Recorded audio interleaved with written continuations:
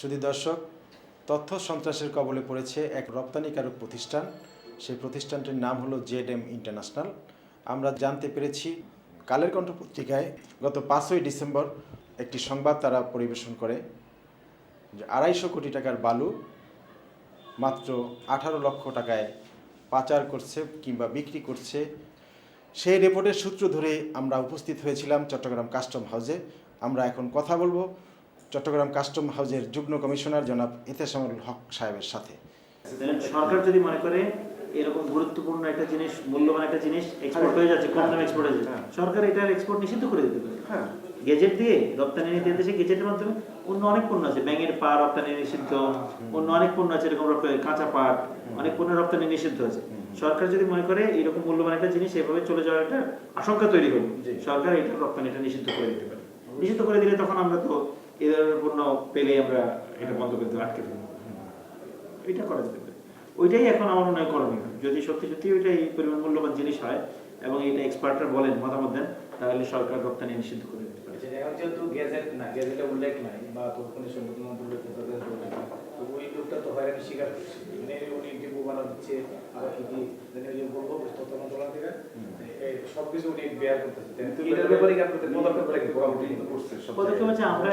আমরা সরকারের অন্য মন্ত্রণালয় যে খনিজ সম্পদ জ্বালানি মন্ত্রণালয়ে পত্র দিয়েছি, ওইটার ওই জবাব আসার আগে পর্যন্ত আমাদের কিছু ভূতত্ত্ব বিভাগে ভূতত্ত্ব মানে খনিজ সম্পদ মন্ত্রণালয় ভূতত্ত্ব বিভাগে পাঠিয়ে ওই তো বটে। সরকারের যে মিনিস্ট্রি আছে ওরা যদি এটার প্রপার জবাব না দেয়, এর আগে আমাদের কিছু করার নেই। আমরা একটা ইনফরমেশন পেয়ে ধরেছি, এখন এটা আমরা ছেড়ে দিতে পারবো, মানে বিফোর উই গেট কনভিন্সড যে আটক করেছে এই মালটার ভবিষ্যৎ হচ্ছে যদি ওনারা বলে যে এটা ছাড়যোগ্য, আমরা ছেড়ে দিই, এক্সপোর্ট এলাও করবো। যদি ওনারা বলে যে এই পরিমাণ এলিমিনেট থাকলে এটা এক্সপোর্ট করা যাবে, করবো। আর যদি বলে করা যাবে না তাহলে করবো না।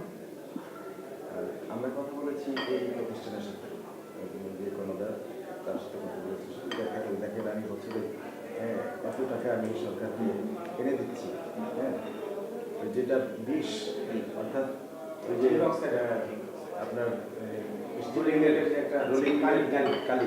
এই কালিটা মানে পরিবেশের জন্য মারাত্মক ক্ষতি করে।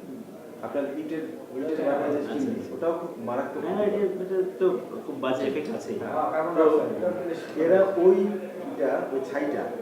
ছাইটা পাঠাইয়া দেখেন অনেক টাকা। এইটা কি ইটের ভাটার ছাইয়ের সাথে নাকি এই কোম্পানিও ইটের ভাটার ছাইও করে? অনেক দেখেন না, বছরে এত টাকা সে আর্ন করতেছে।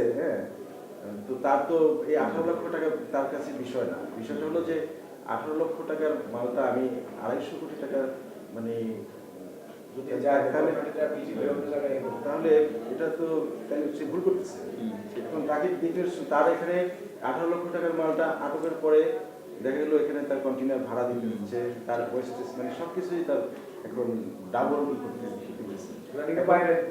যারা নেয়ার বায়াররাও তারা নেগেটিভ বলে দিচ্ছে, তুমি দিচ্ছ না, যেহেতু এর আগে দিচ্ছ, তুমি দিচ্ছ না, তুমি তোমার অর্ডার ক্যান্সেল। এখন এই লোকটা সে মানে এখন কি বিপদে পড়লো বলে? আমাদের আসলে করণীয় কিছু নাই। ওই খনিজ সম্পদ মন্ত্রণালয় থেকে জবাব আসার আগে পর্যন্ত আমাদের আসলে করণীয় কিছু নাই। আমরা ওদের কাছে জবাব চেয়েছি, ওনারা যদি বলে যে এটা রপ্তানিযোগ্য আমরা এটা করবো, আর রপ্তানিযোগ্য না বললে আমরা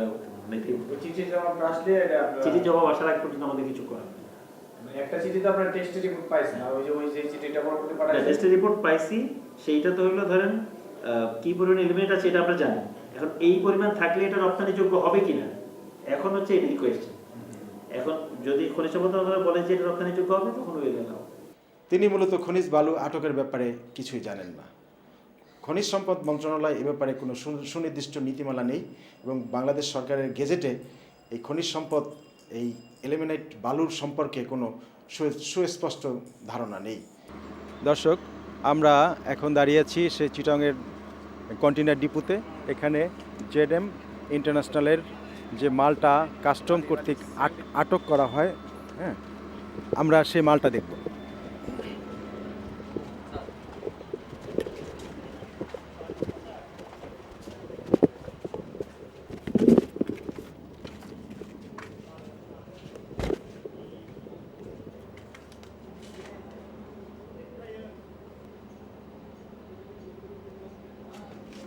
আমরা দেখলাম যে যে কন্টেনারগুলো দেখলাম এখানে 17টি কন্টেনার ভরা এই বালু আছে, যেটা আদৌ খনিজ সম্পদ মন্ত্রণালয় থেকে কোনো দিক নির্দেশনা নেই। ইভিন যেটা এই জেডএম ইন্টারন্যাশনাল যেই ঘোষণার মাধ্যমে এই মালটা বিদেশে রপ্তানি করতেছিল, তার ঘোষণার অনুযায়ী তাদের ল্যাবরেটরি টেস্টেও রেজাল্ট একই মিলেছে। অতএব ইন্টেনশনালিভাবে এখানকার কিছু কর্মকর্তা, অসাধু কর্মকর্তারা, এই কাস্টমসের অসাধু কর্মকর্তাদের কারণে তার 18 লক্ষ টাকার মাল আজ রপ্তানি থেকে বঞ্চিত হচ্ছে এবং পাশাপাশি দেশের রাজস্ব থেকে বঞ্চিত হচ্ছে। দর্শক, আমরা এখন কথা বলবো জেডএম ইন্টারন্যাশনালের সিএনএফ এজেন্ট জনাব নাজমুল হুদার সাথে। ভাই, এই যে মালটা কাস্টম কর্তৃক আটক করা হয়েছে, এর কাহিনীটা আপনি বলবেন কি? আসলে যে জিনিসটা আটক করছে এটা মূলত এক ধরনের বালি বলা যায়। এটার নাম হচ্ছে ইলমিনাইট সেন। তো এটা গত 14/10 আমরা এটা পেপারটা কাস্টম। এই ইলমিনাইট সেনটা আপনার উৎপত্তি স্থলটা কোথায়? আমি আসলে সিএনএফ হিসাবে যতটুকু জানি, মানে যে রপ্তানিকারক থেকে যতটুকু তথ্য পাইছে, যে এটা আপনার যে সেরাদিয়া দ্বীপগুলো আছে গভীর সমুদ্রের ভিতরে, ওখান থেকে যে দ্বীপটা মানে যে জোয়ারের পানি আসলে তলায় যায়, আবার জোয়ার চলে গেলে এটা আবার জাগে। যখন জোয়ারটা চলে যায় তখন মানে যে এক ধরনের কালো পলি, একদম কালো একটা পলি পড়ে, এটা আবরণ পড়ে। তো ওটাই নাকি ওখানকার যে যারা গরিব লোকজন আছে ওরা ওগুলা বেলচা দিয়ে মানে কোনোভাবে সংগ্রহ করে, খুবই কম পরিমাণে ওরা কালেক্ট করে এটা পরবর্তীতে যখন একটা কোয়ান্টিটি হয় তখন এটা এদের একটা আড়তদার আছে ওখানে দেয়, ওখান থেকে নাকি এরা এভাবে কালেক্ট করে। আচ্ছা, কাস্টমস এই ব্যাপারে কত তারিখে এই মালটা? গত 14 অক্টোবর কাস্টমসের ইন্টেলিজেন্স ব্রাঞ্চ জনাব হাসিম সাহেব, উনি মৌখিকভাবে এখানে বলে আর কি, যে ওনারা এই রপ্তানি চালানটা দেখবে। এটা বলার পর ওনারা এটা ডিপোতে আসে, এসে এখান থেকে স্যাম্পলগুলো সংগ্রহ করে, মালগুলা দেখার পর এটা মৌখিকভাবে ওনারা হোল্ড করছে। এরপর আপনার গত 26 তারিখে এটা ওনারা ফাইল করে আর কি। এই লেন্দি প্রসেস করার কারণ এটা আসলে লেন্দি কেন, এটা এই যে সময়টা কেন ক্ষেপণ করছে, কোন পত্রিকায় মানে প্রথম নিউজ করে? এটা ওনারা 14 তারিখে মৌখিকভাবে এটা হোল্ড করার পর 25শে অক্টোবর ওনারা আপনার দৈনিক আজাদি পত্রিকায় একটা প্রতিবেদন দেওয়ার পর এরা 26 তারিখে ওনারা ফাইল করে আর কি, এই চালানটাকে ফাইল করে, যে ওনারা এটা যাচাই বাছাই করবে, দেখবে কাস্টমস। এখন কাস্টম চাইলে তো ওনারা দেখতেই পারে এটা। রেজাল্ট কি? যাচাই বাছাইয়ের পর ওনারা ল্যাবরেটরি টেস্ট হয়েছে। ওনারা প্রথমে বলতেছে এটা সাধারণ বালি, তো আমরা জানি যে এটা সাধারণ বালি না, কারণ আমার ডকুমেন্টসে তো সাধারণ বালি বলে না। আমার ডকুমেন্টসে আছে যে আপনার ইলমিনাইট সেন। আমরা তো আসলে কেমিক্যাল এক্সপার্টও না, কিছু না। তো আমরা ওনাদেরকে বলি যে স্যার, এটা তো আমার ডকুমেন্টসে আছে ইলমিনাইট সেন, আর এটার এইচএস কোডও আলাদা, কারণ আমরা কাস্টমসে কাজ করি মূলত ডিক্লারেশন এবং এইচএস কোড, এই দুটাকে আমরা দেখি যে দুটা জিনিস ঠিক আছে কি না। তো যাই হোক, ওনারা পরবর্তীতে এটা টেস্ট করে। টেস্টে যে আমাদের যে ডিক্লারেশন ছিল আমাদের রপ্তানিকারকের, ওটাই আসে টেস্ট রিপোর্টে, ওটাই পাওয়া যায়। এরপরে বলতেছে যে এটার একটা পার্সেন্টেজ নাকি আপনার আছে খনিজ মন্ত্রণালয়, খনিজ বিভাগে। তো ওনারা এই পার্সেন্টেজটা কত সেটা নির্ধারণ করার জন্য পুনরায় আবার কাস্টমসে পাঠায়, যে এটার পার্সেন্টেজ কতটুকু আছে। পরবর্তীতে ওনারা পার্সেন্টেজটাও নির্ধারণ করে কাস্টমস, কিন্তু ওনারা যে গেজেটের দেখাচ্ছে যে এই গেজেটের বলে ওনারা এই জিনিসটাকে হোল্ড করাইছে, সেই গেজেটের কোথাও লেখা নাই যে আসলে ইলমিনাইট সেন্টের পার্সেন্টেজটা কত থাকবে।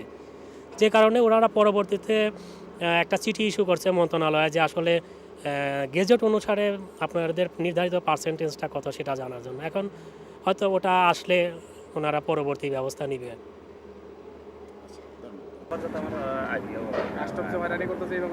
কাস্টমে হয়রানি আসলে কেন করতেছে, এটা তো আসলে একটা বালু, সাগরের থেকে তোলা একটা বালু। এখন সেই বালুটা কাস্টমের কি এটা এক্সপোর্ট হচ্ছে, যাতে যেটা আমি মনে করি যে বৈদেশিক মুদ্রা আমাদের দেশে আসতেছে। কেন, কী কারণে কাস্টম হয়রানি করতেছে, বাংলাদেশে আইনি কোনো জটিলতা আছে কি না, এটা কাস্টম বলতে পারে। আসলে আইনি জটিলতা সম্পর্কে আমি অবগত নই, কাস্টম অবগত। আচ্ছা, আরেকটা বিষয় যে এইটার যে একটা আমরা একটা অভিযোগ পাইছি অ্যাডভোকেট চাকরি, উনি ব্যক্তি হিসেবে কিরকম? উনি তো মানুষের নাকি হয়রানি করে বিভিন্ন ধরনের এই আসলে মানুষ, আমরা মানুষ, কোটি কোটি মানুষ সবাই তো একরকম নয়। কেউ কেউ বিদ্যা অর্জন করে ভালো কাজে ব্যবহার করে, কেউ খারাপ কাজে ব্যবহার করে, কেউ মানুষকে হয়রানির কাজেই তার অভ্যস্ত, কেউ মানুষকে উপকারের কাজে অভ্যস্ত। এক একজনের পেশা এক এক রকম। আপনার পেশা এখন কি বর্তমানে? আমার পেশা, আমার সে এক্সপোর্ট চলতেছে, সাথে সিএনএফের কাজ চলতেছে। কথা হয় আটককৃত খনিজ বালুর তদন্তকারী কর্মকর্তা জনাব মুকিদুল হাসান এআরও সাহেবের সাথে। আমরা তার সাথে কথা বলেছি, তার এই বালু আটকের ব্যাপারে তার মতামত আমরা জানব। এই খনিজ বালু এবং সিলিকা বালু ব্যতীত অন্য বালু যদি আপনি রপ্তানি করতে চান তাহলে সরকারের পূর্ব অনুমোদন প্রয়োজন। সরকার বলতে এটা হচ্ছে ভূমি মন্ত্রণালয়, ঠিক আছে? তাহলে এখন আমি যদি খনিজ বালু বা সিলিকা বালু যদি রপ্তানি করি তাহলে সেটা সরকারের পূর্ব অনুমোদন লাগবে না, তাই আইন তাই বলে। তাহলে এখন খনিজ বালুর সংজ্ঞাটা কি? ওখানে আইনের দেখবেন 2-এর যে ধারাটা যেটা সেখানে যে সংজ্ঞাটা দেওয়া আছে সেখানে বলছে যে নির্ধারিত পরিমাণ যদি ভারী খনিজ পদার্থ থাকে তাহলে সেটাকে আমরা খনিজ বালু বলবো। এখন সেই নির্ধারিত পরিমাণটা কত, ঠিক আছে? আমরা যখন তার এই স্যাম্পলটা পেলাম, স্যাম্পলটা পেয়ে যখন আমরা টেস্ট করি তখন আমরা সেটা পাই 32% +-8%, এই রেঞ্জের ভিতরে তার পরিমাণটা আছে। সেই কেমিক্যাল টেস্টের রিপোর্টটা আছে। তো এটার আলোকে আমরা মন্ত্রণালয় যেটা জানতে চাই যে সেটা এই নির্ধারিত পরিমাণটা আসলে মন্ত্রণালয়ের প্রতি নির্ধারিত পরিমাণ কিনা। এর মধ্যে এই পুরো বিষয়টা সম্পর্কে আপনার সাংবাদিক এবং যারা এখানে ছিলেন তারা এই পুরো বিষয়টা সম্পর্কে যখন অনুসন্ধান করেন তখন আমরা তাদের কাছ থেকে যেটা জানতে পারি যে মূলত আসলে এই পদার্থটা আমাদের পরিবেশ এবং প্রতিবেশের জন্য খুবই ঝুঁকিপূর্ণ এবং আমাদের উপকূলীয় এলাকায় যে পরিমাণ এই বালির যে পরিমাণগুলো আছে এগুলো আসলে মূলত খুবই মূল্যবান। আপনি এটা কালের কণ্ঠে যিনি সাংবাদিক রিপোর্ট করেন ওনার 15-20 দিন পরে আপনার বণিক বার্তা থেকেও যে আমাদের যে টিভিটা আছে বণিক বার্তা সেখান থেকেও একজন সাংবাদিক এসে এই বিষয়টার কথা বলে এবং ওনাদেরও রিপোর্টটা দেখতে পারেন। ওখানেও কিন্তু এইটার যে অবমূল্যায়ন করা হচ্ছে জিনিসটা, যেই এটা যে আসলে কতটা মূল্যবান পদার্থ সেটা না যথাযথ দাম না নিয়ে অনেক আন্ডার ভ্যালুতে যেটা যে এক্সপোর্ট হচ্ছে এই বিষয়টা কিন্তু রিপোর্টে উঠে আসছে, ঠিক আছে? তো আমরা আসলে এই বিষয়টার এক্সপোর্ট এখন যে রিপোর্টের কথা আপনি বলতেছেন, এই তথ্য যে রিপোর্টের কথা বলতেছেন, রিপোর্ট আমার কথা হলো আমি একটা বিষয় নিয়ে রিপোর্ট করব, অনুসন্ধান চালাবো, সঠিক অনুসন্ধান চালিয়ে এটার উপরে তথ্যটা রেডি করে তারপরে আমি জাতির সামনে তুলে দেবো।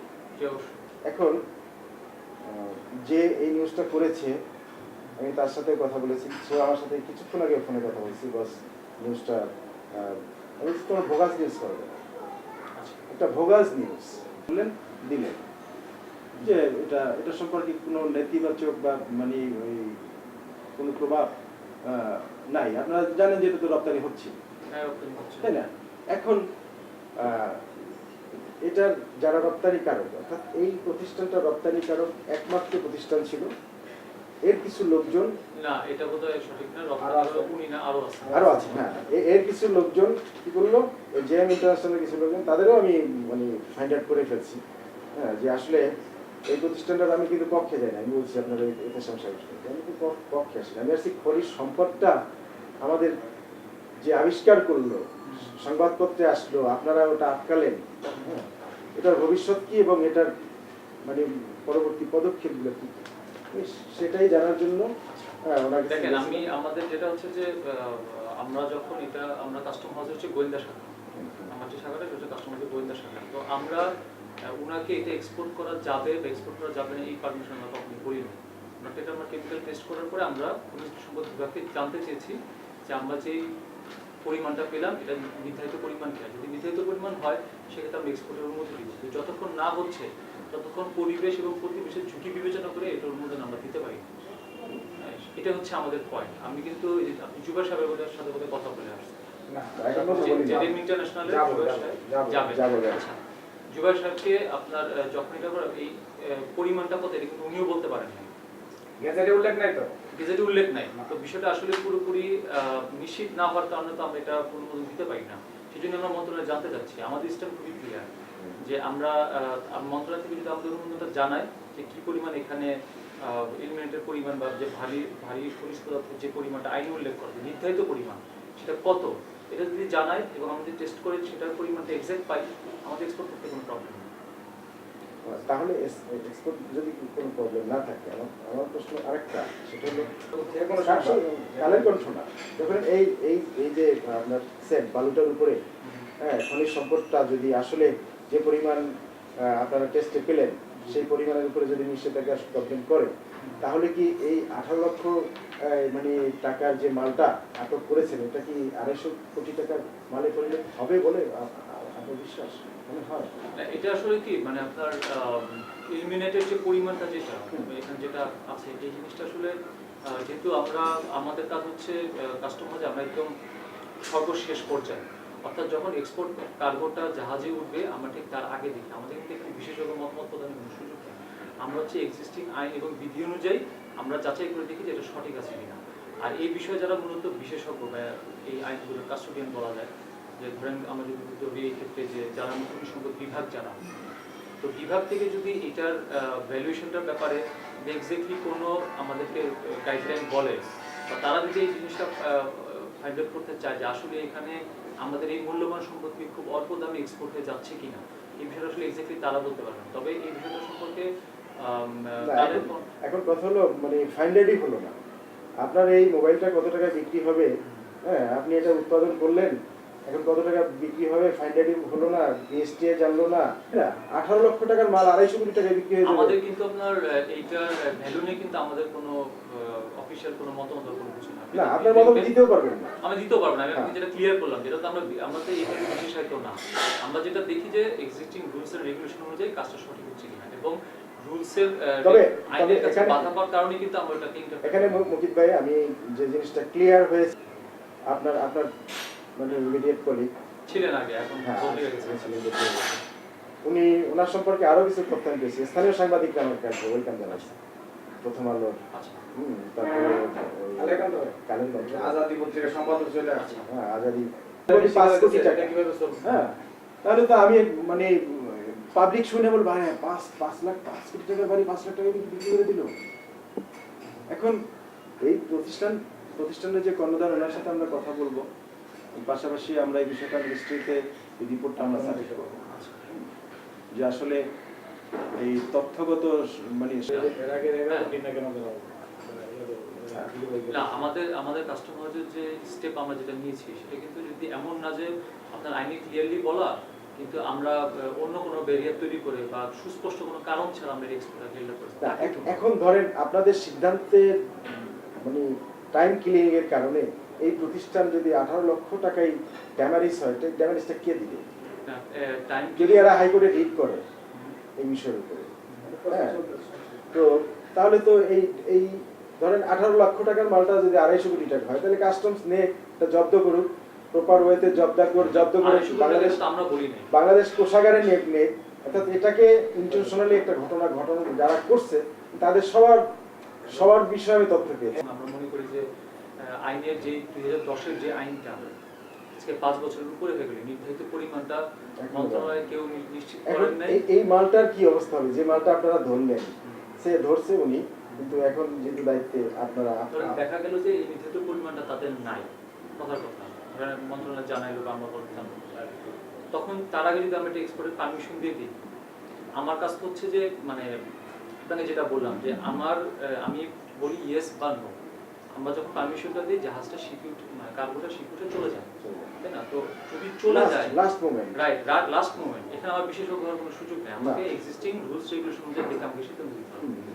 তো আপনি একটা জিনিস যেটা বলতেছেন যে ভবিষ্যৎ থেকে আমি যদি উল্টাটা বলি যে যদি এটা চলে গেল আমি এটা ফেরত আনতে পারবো না, তখনই দায়টা আমি আপনাকে কি হয়ে যাবো, আমি এই নিশ্চিত না হওয়ার কারণেই কিন্তু আমি এটা উইথহেল্ড করে রাখছি এবং এই যাচাই বাছাই করার সুযোগ কিন্তু আমাকে আইনে দেওয়া হয়েছে, আইনে কিন্তু এটা বলেছে, তখন আমাদের নিশ্চিত না হবে আমি ইম্পোর্টের কার্গো ছাড়তে পারবো না, এক্সপোর্টের কার্গো ছাড়তে পারবো না। তাই তো এখন ব্যাপার কি এই মালটা আটকানোরও মানে কোনো দেয় না, আবার এটা আটকানোর মতন যে তাহলে এই 5 বছর ধরেন আমরা তো এই বিষয়ে আইনের এটা আমরা করিও না, এবার এই বিষয়ে আমাদের মতামত না, এই বিষয়ে আমরা বিশেষজ্ঞ যারা করলেন বা যেভাবে হলো এই বিষয়টা তো আমি মনে করি যে খনিজ সম্পদের এই ব্যাপারটা কিন্তু বিভিন্ন সময় উঠে আসছে, আপনার বিভিন্ন পত্রিকা দেখেছেন যে আমাদের এই খনিজ সম্পদগুলো অত্যন্ত মূল্যবান এবং এগুলো রক্ষণাবেক্ষণ হচ্ছে না, প্রপার কাজে আমরা লাগাচ্ছি না, এরকম কথাবার্তা কিন্তু প্রায় আসে, দেখবেন আমিও প্রায় আসে। তো তাহলে কি এটার উচিত ছিল না যে মানে এই বিষয়টা আমাদের অ্যাটলিস্ট কাস্টমসে যারা আমরা ফাইনালি এক্সপোর্ট করি, যিনি এটাকে কক্সবাজার থেকে ওখান থেকে তুলে আনতেছেন তার সাথে কিন্তু আমার দেখা হচ্ছে না। আমার দেখা হচ্ছে যখন কন্টেনারে ভরে কার্গোর সামনে নিয়ে আসেন তখন আমার সাথে দেখা হচ্ছে। তো এই মোমেন্টে আমি কি করতে পারি? আমাকে তো রুলস যদি কাভার না করে এক্সপোর্ট বন্ধ করা ছাড়া তো আমার হাতে কোনো উপায় নেই, তাই না? কারণ যদি হয়ে যায় তখন আমি কি জবাব দেবো? এখন সেই পয়েন্টেই আসলে এই জিনিসগুলো আপনার কতদিন নাগাদ এটার কাগজটা পেতে পারেন, মানে চিঠি? এটা আমরা পাঠিয়ে দিচ্ছি, তাও প্রায় 10 দিন বা 15 দিনের মতন হয়ে গেছে। এবং যেদিন আমরা এটা চিঠি ইস্যু করি ওই জেডিএম ইন্টারন্যাশনাল যিনি সিএনডে তার কাছেও কিন্তু আমরা একটা কপি দিচ্ছি যে ভাই আপনি লাগে পার্সিউ করে নিয়ে আসেন, সত্যটা জানা দরকার আমার, আসলে পরিমাণটা কি। ওনারা কিন্তু চিঠি নিয়ে চলে গেছে, কারণ এটা তো ভূতত্ত্ব বিভাগের ব্যাপার, সেগুন বাগিচা যে ভূতত্ত্বের যে অফিস তাদের ব্যাপার, তারা কতদিন আমাদের জানাবে। দর্শক, চট্টগ্রাম কাস্টমস হাউসে আমরা যাওয়ার পরে অভিযুক্ত ইয়ারো হাশেম সে অফিস থেকে তার বাড়িতে পালিয়ে যায়। হালিশহরের কে ব্লকে তার বাড়ি। আমরা গিয়েছিলাম তার বাড়িতে, গিয়ে দেখলাম সামান্য কেরানি হয়েও সে বিশাল এক অট্টালিকার মালিক হয়েছেন এবং পাশেই তার বিশাল এক জায়গা। আমরা তার সাথে কথা বলতে চেয়েছি, সে বাড়িতে থেকেও আমাদের সাথে কথা বলবেন না বলে জানান। আমরা তার সম্পর্কে আরও তথ্য উত্তাপ আমরা সংগ্রহ করে দিচ্ছি। ভবিষ্যতে আমরা তার এই ব্যাপারে আমরা সংশ্লিষ্ট বিভাগকে জানাবো। আপনার যে মালটা যারা আটক করেছে কাস্টমস, তাদের কাছ থেকে আপনারা কি জেনেছেন, কেন আটক করা হলো মালটা? কাস্টমসের ওরা সুস্পষ্টভাবে কোনো কারণ উল্লেখ করে নাই আমাদেরকে, কিন্তু আমার সিএনএফ এজেন্টের সাথে আলাপ করার পর ওরা আমাদেরকে বলছিল যে আমার প্রতিপক্ষ, ব্যবসায়িক প্রতিপক্ষ একজনের অভিযোগের ভিত্তিতে কাস্টমসের মোহাম্মদ হাশেম নামে এক এআরও, ধনকুবর এআরও, তার সহযোগিতায় অবৈধভাবে, সম্পূর্ণ অবৈধভাবে আমার কন্টেনারগুলো আটক করে। অবৈধ এই জন্য বলছি যে যেহেতু কাস্টমসের হাবিবুর রহমান এআরও সে সরজমিনে ফিজিক্যালি টেস্ট করে আমার ঘোষিত পণ্যের ডিক্লারেশনের সাথে মিল পাইয়া আমাদেরকে অনুমোদন দেয় লোডিংয়ের জন্য। তারপর আমরা লোড করি, লোড করার পর কী জন্য কেন কন্টেনারগুলো আটক করা হয়েছে এ পর্যন্ত আমরা কিছু জানি না, লিখিতভাবেও জানানো, মৌখিকভাবেও আমাদেরকে জানানি। আপনি প্রতিপক্ষ বলতে কাদেরকে বোঝাচ্ছেন? কে আপনার প্রতিপক্ষ? এই আপনার যে ব্যবসাটা, এই ব্যবসাটার মানে প্রতিপক্ষ কারা হতে পারে? প্রতিপক্ষ শুধু একজনে, আমার চিটাগাং কাস্টমসের অ্যাম্পল ট্রেডিং নামে সিএনএফ এজেন্ট, যে সিএনএফ এজেন্ট কিছুদিন আগেও আমার সিএনএফ এর কার্যক্রমগুলো পরিচালনা করতো। পরে সে আমার সাথে যোগাযোগ করে আমার এই সেম বায়ার তাকে কিছু এলিমিনেট স্যান্ড দেয়, কিন্তু সে বায়ারের সাথে বায়ারের টাকা ঠিকমতো পরিশোধ না করার কারণে তাকে নতুন করে কন্ট্যাক্ট না দেওয়ার পরে আমার শিপমেন্টের আগে সে কমপ্লেন করে এআরও হাশেমের কাছে, তার সাথে যোগাযোগ করে সে আমার কন্টেনারগুলো আটকা। Ample trading, mister Zakir Hossain. Mister Zakir Hossain, Zakir Hossain এই কাস্টমসের এআরও মিস্টার হাশেমের সাথে যোগ সাজসে আপনার এই মালটা আটকের ব্যাপারে সহযোগিতা করে, ভূমিকা রাখে। আচ্ছা, এটা আমাকে কাস্টমস থেকেও বলা হয়েছে এবং আমার সিএনএফ এজেন্টও বলছে সরাসরি। আচ্ছা, মালটা আপনার আটকের যে নাটক, তাদের এই নাটকের পিছনে আপনি কি এই মিস্টার জাকিরকেই সন্দেহ করছেন? মূলত আমি সন্দেহ করছি ওনাকে, এবং আমার কাস্টমসের সবাই বলছে যে অ্যাম্পল ট্রেডিংয়ের মালিককেই প্রথমে কমপ্লেনটা দেয়। আচ্ছা, মিস্টার হাশেম আপনার এই মালটা আটক করার পরে তার সাথে কি আপনি যোগাযোগ করেছেন? মিস্টার হাশেমের সাথে আমি 100 বারের উপরে টেলিফোনে যোগাযোগ করার চেষ্টা করেছি, কিন্তু সে আমার নম্বরটা রিসিভ করে না। অন্য নম্বর থেকে যখন একবার ফোন করছিলাম, রিসিভ করি, যখন আমি বলছি জেডিএম ইন্টারন্যাশনাল জুবাইয়ের, সাথে সাথে সে সুইচ অফ করে দেয়। তো এ ব্যাপারে আপনি কাস্টমসের ঊর্ধ্বতন কর্মকর্তাদের সাথে কথা বলেছেন? হ্যাঁ, আমি এসি মকিতুল হাসান জি। ওনাকে আমি মৌখিকভাবে বলছি, বলার পর উনি বলছে যে আমি দেখতেছি ব্যাপারটা। ওনার সাথে আমি অসংখ্যবার টেলিফোনে যোগাযোগ করছি। উনি বলছে যে আমি এটা সক্রিয়ভাবে কাজ করতেছি, তো কাস্টমস ল্যাবরেটরিতে পাঠাইছি, ল্যাবরেটরি থেকে যদি আপনার ডিক্লারেশন অনুযায়ী রিপোর্টটা আসে তাহলে আমি ছেড়ে দেব। কিন্তু কাস্টমস থেকে যখন রিপোর্টটা আসে, আমার ডিক্লারেশন অনুযায়ী রিপোর্টটা আসার পর মুকিতুল হাসান সাহেব আবার ওনার কথা থেকে সরে যায়, বলছে যে এটা আমাদের একটা নির্ধারিত পরিমাণ আছে, নির্ধারিত পরিমাণটা জানতে হবে, জানার পর আমি ছেড়ে দিব। কিন্তু জানার এটা প্রায় 1 মাস 1.5 মাস আগের কথা, এই পর্যন্ত জানা শেষ হয় নাই আর কি। জনাব জুবাইর আহমেদ, এই সাগরের তলদেশের যে বালু, যেটাকে ইলিমিনেট স্যান্ড বলা হয়, এটা রপ্তানি করতে গিয়ে আপনার চট্টগ্রাম এই ডিপোতে দেখলাম আপনার 17 কন্টেনার বালু কাস্টমস কর্তৃক জব্দ হয়েছে। মূলত এটা যে খনিজ সম্পদ, এটা আমি জানি না। এটা কাস্টমসও বলতে পারতেছে না যে এটা খনিজ সম্পদ। খনিজ সম্পদ হলে খনিজ মন্ত্রণালয়ের অনুমোদন সাপেক্ষে এক্সপোর্ট করা যাবে, সেটা গেজেটে আছে। কিন্তু এটা যে খনিজ সম্পদ বা খনিজ বালু, এটা আমার জানা নাই।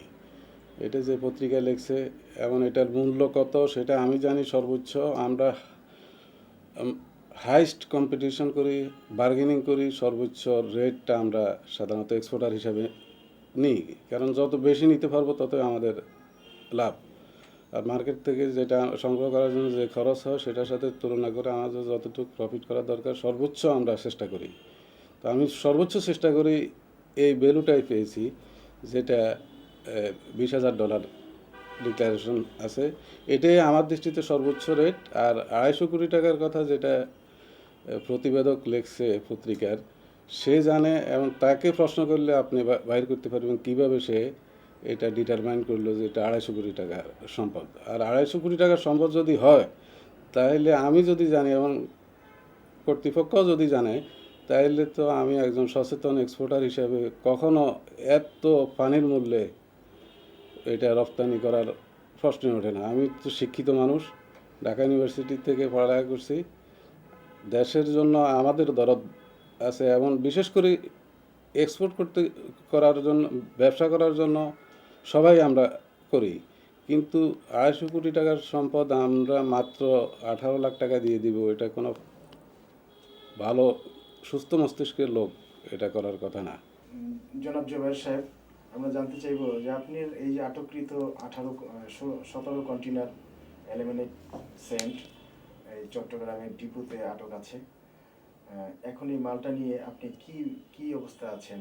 আপনার এই মালটার অবস্থা, ভবিষ্যৎ কি আপনি নিজেও জানেন না? না, কি বলবেন যে মালটার ওখানে রাখাতে আপনার কি সমস্যা হচ্ছে? একদিকে আমার বায়ারের সাথে সম্পর্ক নষ্ট হয়ে গেছে। বায়ার অলরেডি আমার কন্ট্রাক্ট ক্যান্সেল করে দিয়েছে, এবং ওই বায়ারের সাথে আমার অন্যান্য ব্যবসা আছে, যেমন জিঙ্ক অক্সাইড, ধোঁয়া জিঙ্ক অক্সাইড সেও ইম্পোর্ট করে আমার থেকে, যার কারণে তার সাথে সম্পর্ক পুরা খারাপ। দ্বিতীয়ত কন্টেনার ইয়ার্ডের ড্যামারেজ প্রতিদিন এক কন্টেনারে $50 করে অলরেডি ইম্পোজ হইতেছে। এটা প্রায় 10-15 লাখ টাকা অলরেডি ড্যামারেজ ইম্পোজ হয়েছে। এরপরে পরবর্তীতে আরও কতদিন লাগে এটা আমি জানি না। তাছাড়া এই মাল যদি এক্সপোর্ট করতে না পারি, তাহলে আমার 20 লক্ষ টাকা পুরা পানি হয়ে যাবে। কারণ হলো এটা কন্টেনার থেকে বাইর করার পর 1 টাকাও ভ্যালু নাই আমার দৃষ্টিতে।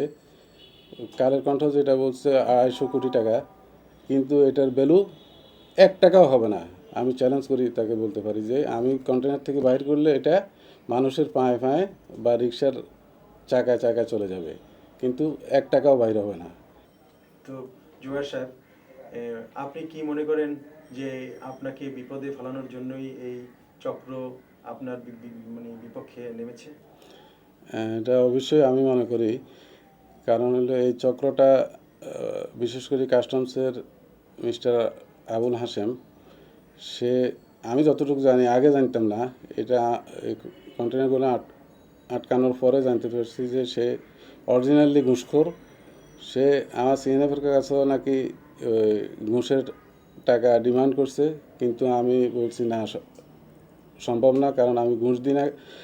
কারণ হলো আমি এক্সপোর্ট করি, বাংলাদেশ থেকে ওয়েস্টেজ আইটেম এক্সপোর্ট করি, এখানে ঘুষ দিব কেন আমার ডকুমেন্ট ফাঁস করার জন্য?